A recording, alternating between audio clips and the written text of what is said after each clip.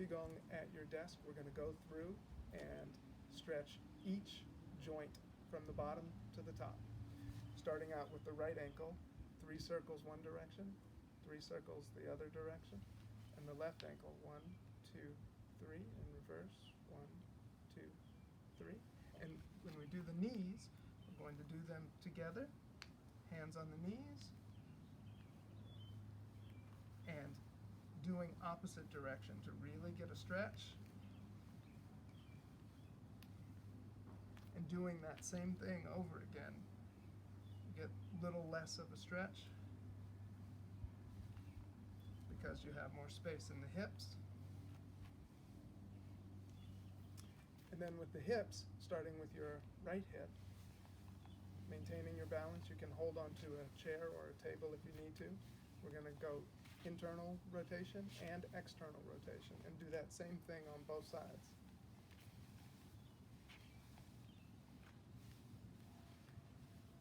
And getting up to parallel to the ground if you can. And then stepping out more than shoulder distance, we're going to press in on the right hip, feel the bone, the trochanter bone, and you're going to press down right at a 45-degree angle. And we're going to do that 3 times, and you'll feel the inside of the thigh, the inside of the hip get a nice stretch. And then circles, we're going to do the same thing, internal rotation and external rotation, pushing on that trochanter bone. Do the same thing on the left hip, pressing down at a 45-degree angle. If you don't feel the stretch right on the inside of your hip, then you're maybe not pushing right on the trochanter bone. But you want to do internal rotations and external rotations. So pushing both directions. And when we do this exercise, it's called the snake. It goes up the spine, and the spine undulates like a snake from bottom to top. So sideways, that looks like this. We're going to do the snake side to side and front to back. So sideways looks like this. And it feels, in the beginning, if you haven't done this before, then it feels difficult to do. But the way that you can easily get to it, manage it, is imagine that you're shifting your weight and you're going knee to hip to side to shoulder to head. And then you let your neck, your cervical spine, curve at the end. And that way you get each vertebra all the way up, from the lumbar vertebra all the way to the cervical vertebra, to the neck vertebra. And we're going to do the same thing front to back. This is the snake front to back. And it's going to do that exact same thing, each joint in the vertebrae from bottom to top. So again, this is what it looks like. And it seems difficult unless you remember that you're starting from the bottom, pushing on the ground, and knees first, then hips, then belly, then shoulders, then head. Knees, belly, shoulder, head. Knees, hips, belly, shoulder, head. Knees, hips, belly, shoulder, head. And you're getting a flow, a snake flow from the bottom to the top. And then we do the shoulders. The shoulders, we're going to put our feet about shoulder distance apart, and we're going to shift the weight and turning the arm. So the hand is not static, and of course the shoulder isn't static. And the hand, ideally the hand turns as it goes up and out. And then we'll take that and have that momentum flow into the opposite hand. Flows into that opposite hand, and then we reverse. And let that now flow into the initial hand, initial arm, the initial shoulder, and then they're going to flow together.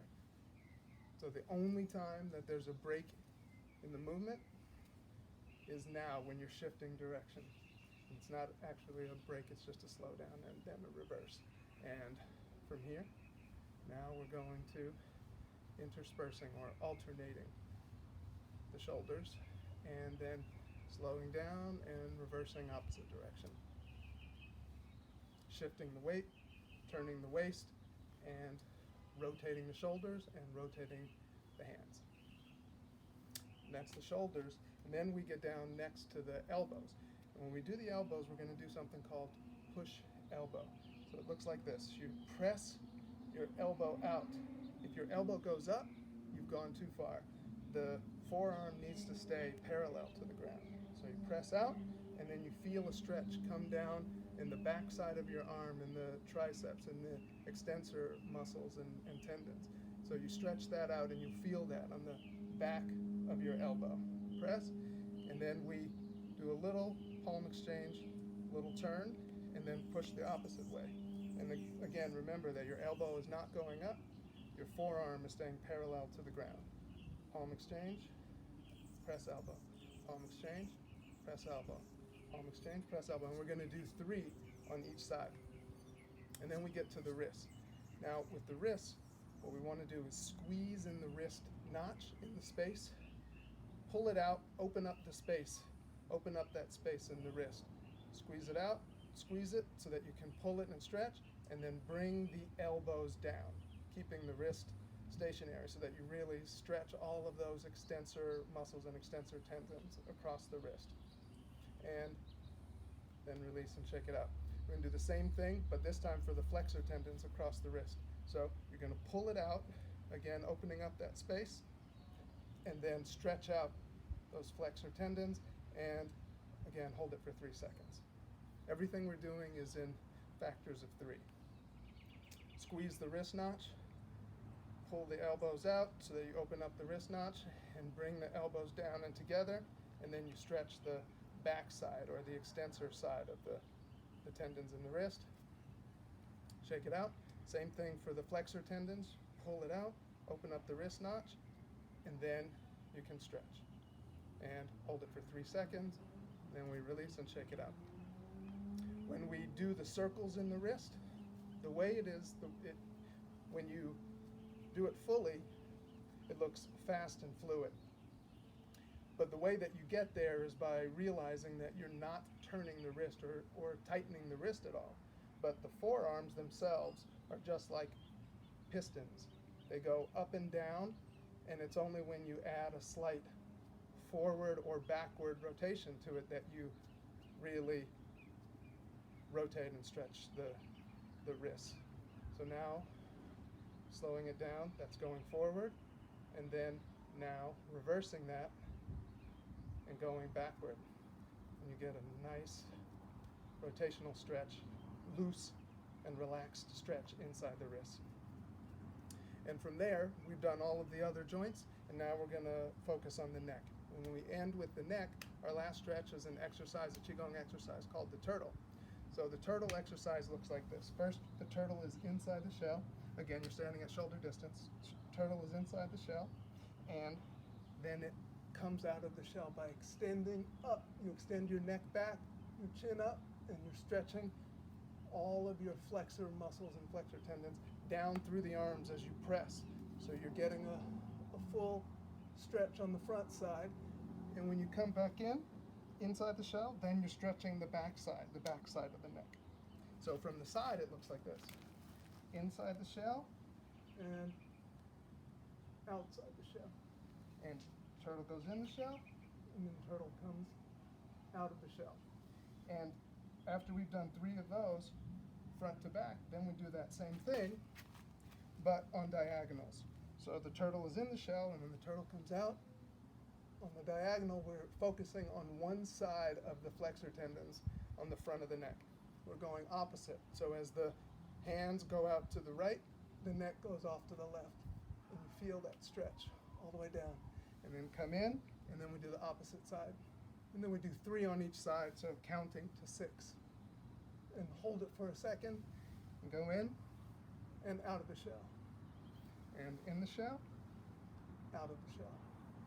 In the shell, and in the shell, and last time out of the shell, and then returning in the shell, and back to center. And at the end, we've finished, we've done all of the joints. Now we tap out. And the way we do that is you can either do that with your knuckles and tapping on all the bones, or you can do it flat palm.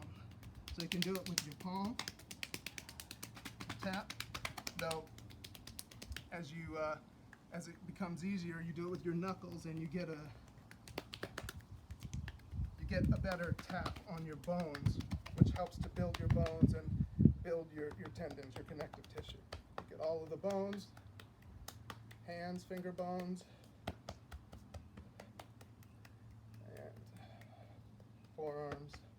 forearms, shoulders, and then just with the fingertips, the neck and the head, the skull,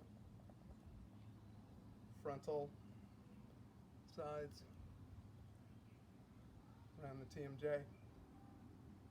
And then we end, after we've tapped everywhere, we end by rubbing these two parts of the palm together. It's called the Lao Gong. The center of the palms, rub those together, build up a little heat, and then you take that and you cup the eyes and you hold that for 3 seconds. And when you do that, that helps to relax the whole body. And then when we end, right hand is in fist, left hand covers the right hand, and this is the ancient Chinese symbol of peace. So put that at the center, and then we say thank you. And what we're going to do is have simply a short video where you can follow along, and this is the explanatory video. If you have any questions, please feel free to reach out.